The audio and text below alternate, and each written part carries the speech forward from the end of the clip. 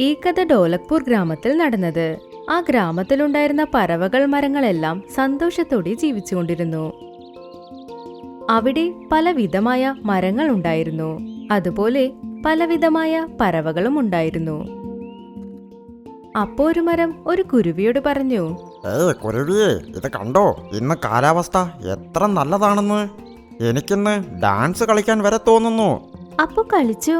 പക്ഷെ നിനക്ക് കളിക്കാൻ പറ്റില്ലല്ലോ, നിന്റെ കാല് തറയ്ക്ക് അടിയിലല്ലേ ഉള്ളത്. അപ്പൊ മരം വേഗം ഡാൻസ് കളിച്ചു. ആ ചമേലിയെ താഴേക്ക് തള്ളിയിട്ടു. ചമേലി, എനിക്ക് ഡാൻസ് കളിക്കാൻ പറ്റില്ലെന്ന് പറഞ്ഞില്ലേ, എന്നാലിപ്പോൾ നീ താഴെ വീണല്ലോ. നീ ഭ്രാന്തൻ, അഴുക്ക് പിടിച്ച മരമേ. അങ്ങനെ അവരെല്ലാവരും സന്തോഷത്തോടെ ചിരിച്ചുകൊണ്ടേ ജീവിച്ചുകൊണ്ടിരുന്നു.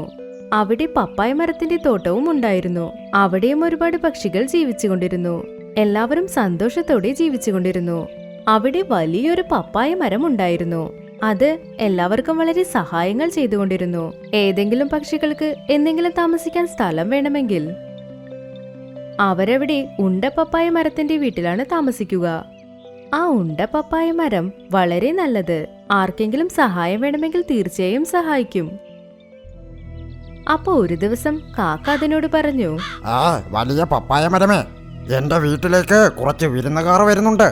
ഞാൻ എല്ലാവരെയും ഇവിടേക്ക് കൂട്ടിക്കൊണ്ട് വരട്ടെ. കുറച്ചു നേരത്തെ കാര്യമേ ഉള്ളൂ.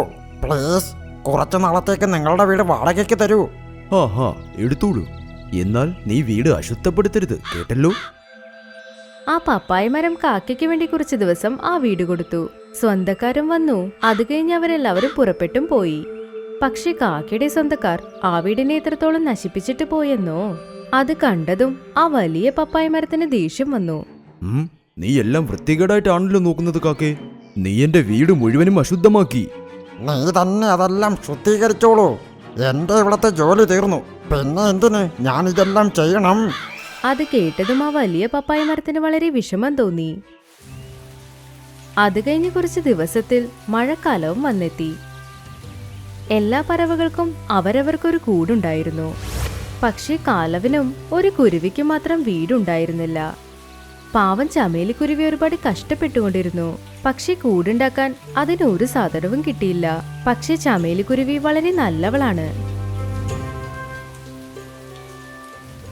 പപ്പാളി ചേട്ടാ, ഞാൻ നിന്റെ വീട്ടിലിരുന്നോട്ടെ? മഴ വളരെ കൂടുതലാണ്, എന്റെ കുഞ്ഞുങ്ങളും നനയുന്നുണ്ട്. ശരി ചമേലി, ഇരുന്നോളൂ. എന്നാൽ ശുചിത്വം പാലിക്കണം. ആ കറുത്ത കാക്കയും ഇവിടെ താമസിച്ചിരുന്നു. എന്നാൽ അത് വീട് മുഴുവനും നശിപ്പിച്ചിട്ടാ പോയത്. അങ്ങനെ കുറച്ചു നേരം വരെ കാലവും മഴയിൽ തന്നെ നനഞ്ഞുകൊണ്ടിരുന്നു. അതിനിപ്പോ തണുക്കാനും തുടങ്ങിയിരുന്നു. അത് കഴിഞ്ഞത് വലിയ പപ്പായ മരത്തിനടുത്ത് വന്നു. പപ്പായ മരമേ, പപ്പായ മരമേ, എന്നെ നിങ്ങളുടെ വീട്ടിലേക്ക് കയറ്റൂ. ഞാൻ ഈ തണുപ്പത്തല്ലെങ്കിൽ ചത്തുപോകും. പറ്റില്ല കറുത്ത കാക്കേ, നിന്നെ പോലെയുള്ള ആളുകൾക്ക് എന്റെ വീട്ടിൽ സ്ഥലമില്ല. ഇവിടെ ചമേലിയും അവളുടെ കുഞ്ഞുങ്ങളും താമസിക്കുന്നു. നിനക്കിവിടെ സ്ഥലമില്ല, പൊയ്ക്കോളൂ. കാലു കാക്ക ഇത് കേട്ടതും വളരെ വിഷമത്തോടെ പോയി. കുറച്ച് ദിവസങ്ങളിൽ മഴയും നിന്നുപോയി. അത് കഴിഞ്ഞ് എല്ലാ പറവകളും അവരവരുടെ സ്ഥലത്തേക്ക് പോയി. ഇപ്പോ സാഹചര്യവും വളരെ നല്ലതായിരുന്നു. ചില നാളുകൾക്ക് ശേഷം ആ കാട്ടിലേക്ക് 2 ഭയങ്കരമായ കഴുകുകൾ വന്നു. അതെല്ലാം കഴിച്ചുകൊണ്ടിരുന്നു. മരത്തിലുള്ള പഴങ്ങളും അത് തള്ളിയിടും. അവർ രണ്ടുപേരും ഒരുപാട് പക്ഷികളെ വേട്ടയാടിക്കൊണ്ടിരുന്നു. ഇപ്പൊ അത് വലിയ പപ്പായ മരത്തിന്റെ പപ്പായ നശിപ്പിക്കാൻ വന്നിരുന്നു. തടിച്ച പപ്പായ മരമേ, നിനക്ക് മാത്രം രക്ഷപ്പെടണോ? നിന്റെ ഫലങ്ങളും നാശമാകാൻ പോകുന്നു. പിന്നെ നീ എങ്ങനെ ജീവനോടെ ഇരിക്കാനാണ്? വേണ്ട വേണ്ട, എന്നെ കൊന്നുകളയല്ലേ. എന്റെ ഫലങ്ങൾ നീ നശിപ്പിക്കരുത്. ഞാൻ ഇവിടെയുള്ള പക്ഷികൾക്ക് താമസിക്കാൻ വീട് നൽകുന്നു. ഞാനില്ലാതെയായാൽ ഒരുപാട് പക്ഷികൾക്ക് വീടില്ലാതെയാകും. അതിനുവേണ്ടി ഞാനിപ്പോൾ എന്തു ചെയ്യാനാ? എന്റെ ജോലി തന്നെ എല്ലാം നശിപ്പിക്കുന്നതാണ്. ഈ കാട്ടിൽ എന്നെ കണ്ടാൽ എങ്ങനെ പേടിക്കുമെന്നറിയാമോ? എല്ലാ പക്ഷികളെയും ഞാൻ കൊന്നു തിന്നും. കുറച്ചു നേരത്തിൽ ചമേലി അവിടെ പറന്നുകൊണ്ടേ വന്നു. അപ്പൊ അത് കണ്ടു. ആ കഴുക് വലിയ പപ്പായ മരത്തിന് കഷ്ടം കൊടുത്തുകൊണ്ടേയിരിക്കുന്നത്. അത് വേഗത്തിൽ അവിടേക്ക് പോയി. ഈ മോശമായ കഴുകേ, ആ പപ്പായ മരം വിട്ട് ദൂരെ പോ. അദ്ദേഹത്തിന് ഒരു ശല്യം കൊടുക്കല്ലേ. ഒരുപക്ഷെ നീ അദ്ദേഹത്തെ ശല്യപ്പെടുത്തിയാൽ നീ എന്റെ കൂടെ വഴക്കിടണം നോക്കിക്കോ. ഏയ് ചിട്ടുക്കുരുവി, നീ എന്നെ എന്ത് ചെയ്യാനാണ്? ഈ പപ്പായ മരത്തിന് ഞാൻ ഉറപ്പായും നശിപ്പിക്കും. അങ്ങനെങ്കിൽ വാ വഴക്കിന്. ചമേലിക്കും ആ കഴുകനും വഴക്കുണ്ടാവാൻ തുടങ്ങി. അപ്പൊ ചമേലി കാടിന്റെ വേറൊരു ഭാഗത്ത് ആ കഴുകിനെ കൊണ്ടുപോയി. വേട്ടക്കാർ എവിടെയാണ് വലയിട്ട് വെച്ചത് അവിടെ. അപ്പൊ ആ കഴുക് ചമേലി എവിടെ പോകുന്നു അവിടെ പിന്തുടർന്ന് പോയി. അപ്പൊ ചമേലി ആ വല എവിടെയാണോ അതിന്റെ അടുത്തുകൂടെ പോയി. അത് കഴിഞ്ഞ് കുറച്ച് അപ്പുറത്തോട്ട് പോയി. പക്ഷെ കഴുകിന്റെ വേഗം കൂടുതലായതുകൊണ്ട് അതിന് മറ്റൊരു ഭാഗത്ത് പറക്കാൻ കഴിഞ്ഞില്ല. അവിടെയുണ്ടായിരുന്ന വലയിൽ അത് പെട്ടുപോയി.